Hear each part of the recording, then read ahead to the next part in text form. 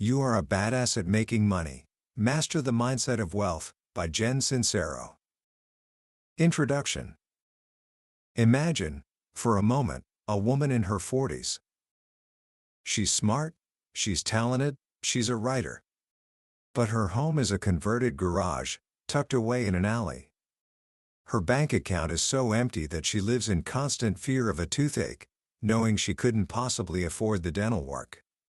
When she needs to fix a leaking pipe or a broken shoe strap, her go-to tool isn't a plumber's wrench, but a roll of duct tape. She has a first-name relationship not with a banker, but with Sheila, the friendly voice from the collection agency. This was Jen Sincero. For most of her adult life, she was trapped in a cycle of financial mediocrity, forever scrambling for work that paid insultingly little. Her plan for getting rich was based on a simple strategy: hope. She hoped she'd magically start making more money, or maybe, just maybe, she'd get gently run over by a wealthy person who would then feel obligated to take care of her for the rest of her life. It's a funny image, but the feeling behind it is one many of us know all too well. It's the feeling of being stuck.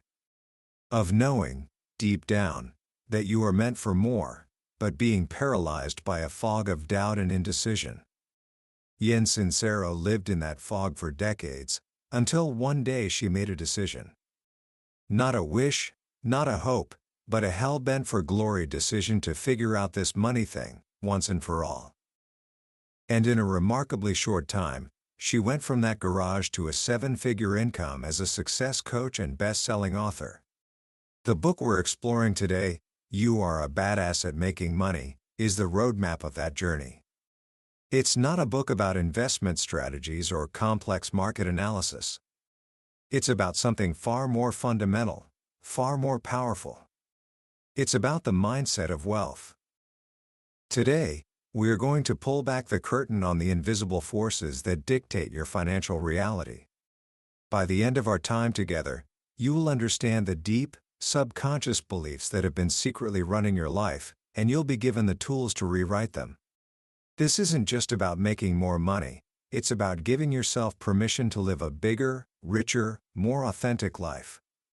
It's about waking up to the power that has been inside you all along.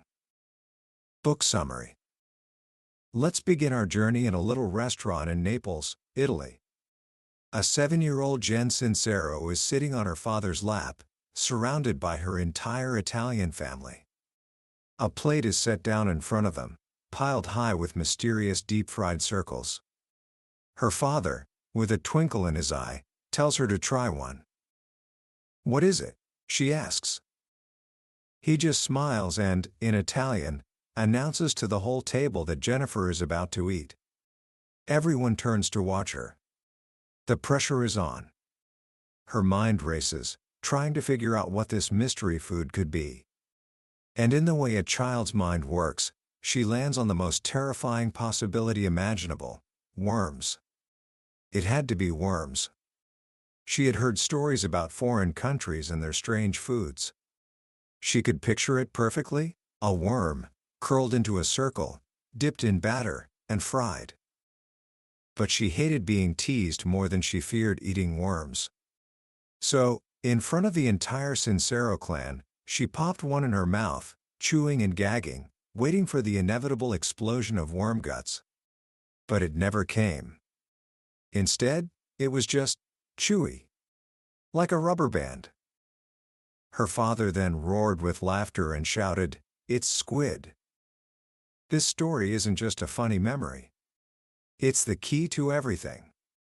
Jen Sincero realized that her reality was entirely make-believe.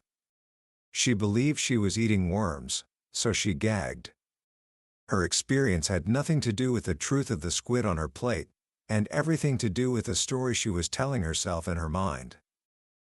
And this is the first great lesson about money: your financial world is a mirror of your internal world. What you believe to be true about money becomes your reality. If you believe money is hard to come by, it will be.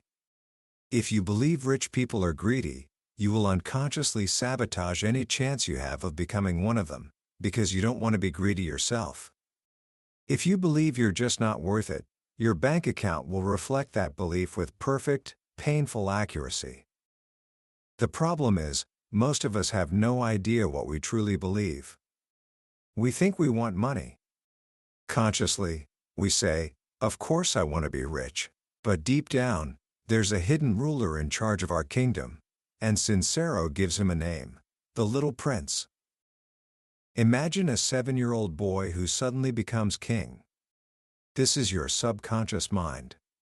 It's running the vast, complex kingdom of your adult life based on information it gathered when it was a child. When you were young, you didn't have the ability to analyze the world around you. You just absorbed it. If your parents fought about money constantly, your little prince didn't think, Mom and Dad have poor communication skills and differing financial values. No. Your little prince thought, money equals fighting. Money is scary. Money makes people unlovable.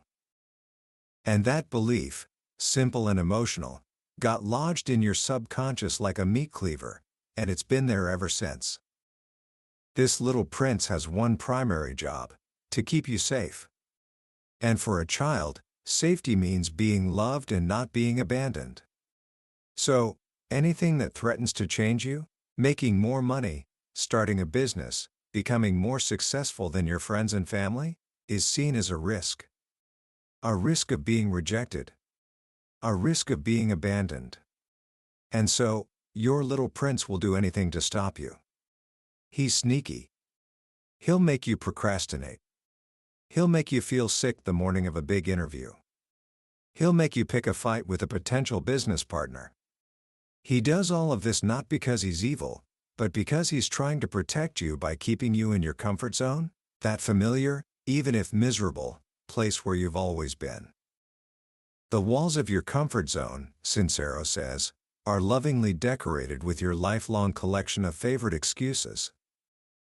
So how do you dethrone this well-meaning, but ultimately destructive, little king? How do you break out of the comfort zone he has so carefully constructed for you? Sincero's answer is radical. She says you have to hurl yourself into the fire.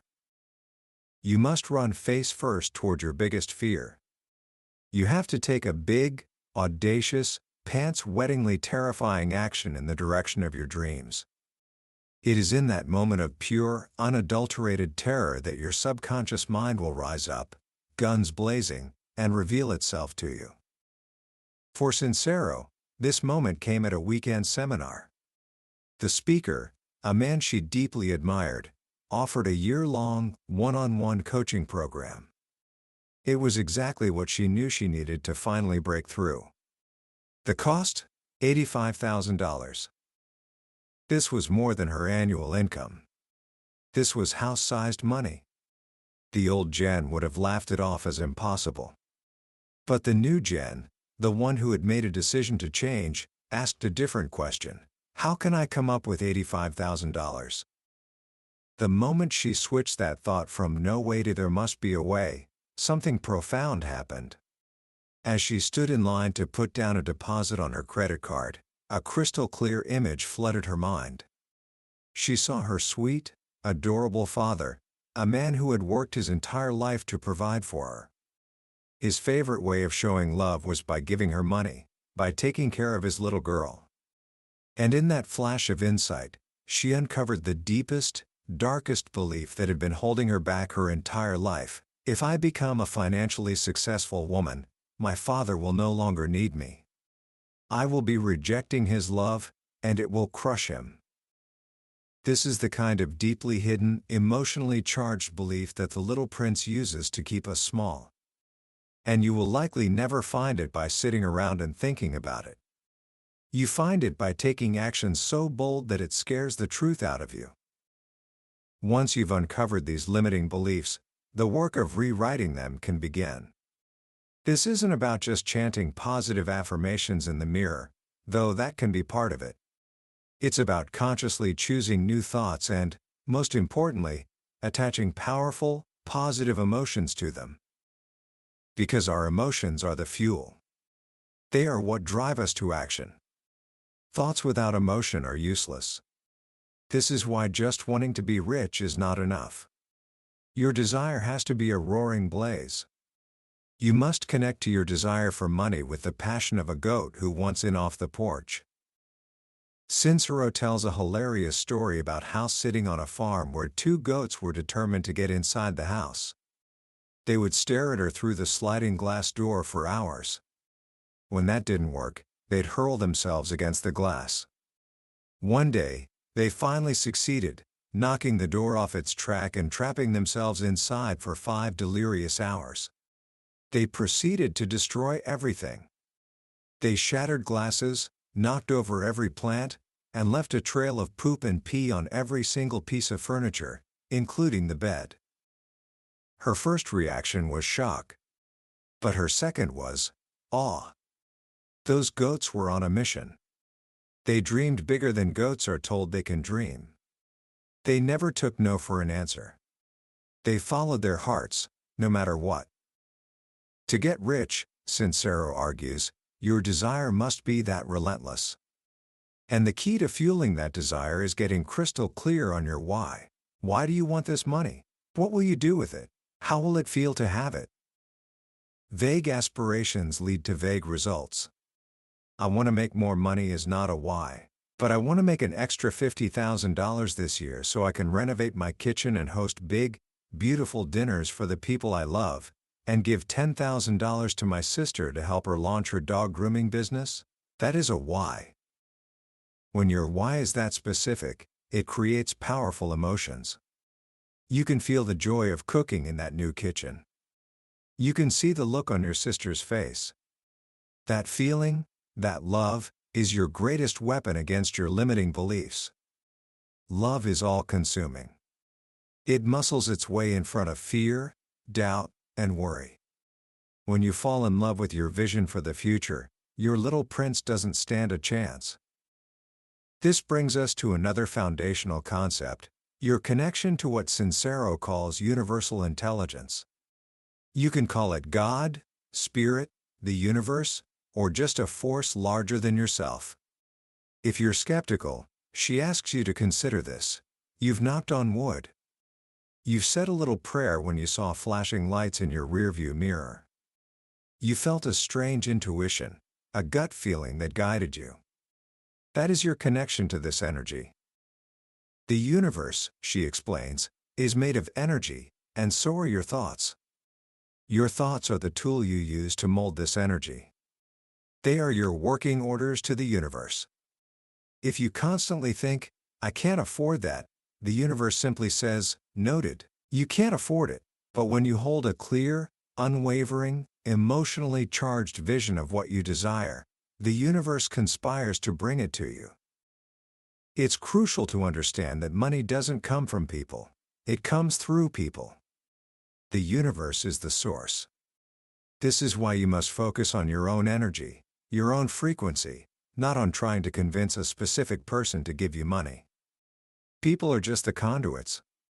Your job is to align your energy with abundance, and then stay open to how it might arrive. Sincero learned this firsthand. She set a goal to make $10,000 in 1 week, a terrifyingly large number for her at the time.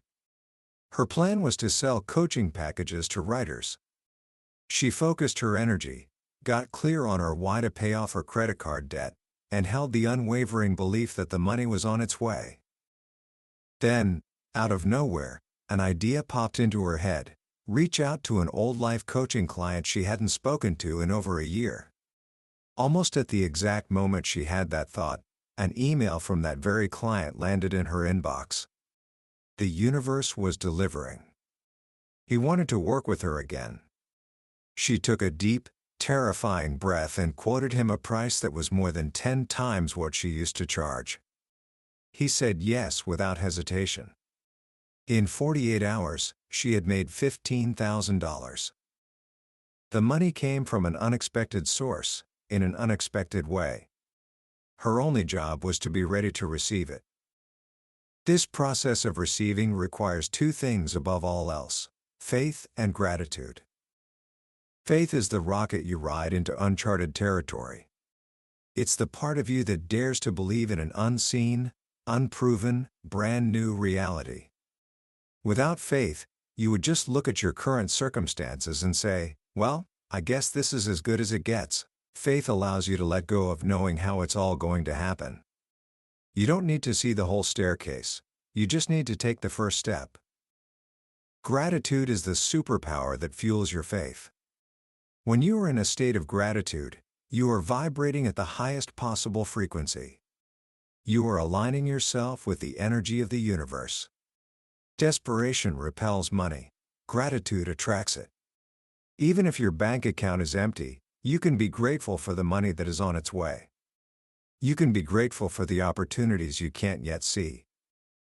A friend of hers, an interior designer, starts every year by driving around her town, looking at all the beautiful houses. She doesn't have any of them as clients yet, but she drives around in a state of profound gratitude for all the clients the universe is sending her. She is grateful for the abundance of opportunity that surrounds her. And every year, she meets her financial goals. As you begin to build this new mindset, it's also critical to upgrade your environment. Sincero gives a sobering piece of advice: take the average income of the 5 people you hang out with the most, and you'll likely find your own. We are deeply influenced by our surroundings. If your friends are constantly complaining about being broke, that energy will seep into you. You must make a conscious effort to surround yourself with people who cheer you on, who think big, who believe in possibility. These people are your new tribe. They will strengthen your faith and up your game.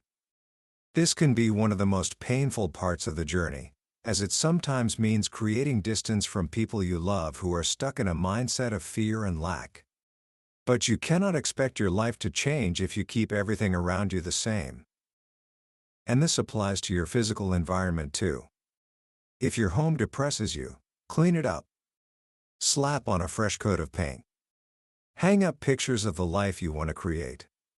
Shabby is as shabby does. When you treat your surroundings with respect, you are sending a message to yourself and to the universe that you are worthy of better things. Ultimately, the journey from broke to rich is a journey of tenacity.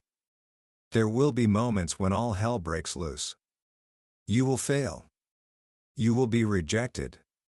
You will want to quit. Sincero tells the story of her neighbor, a woman who started her own investment management company with her entire life savings.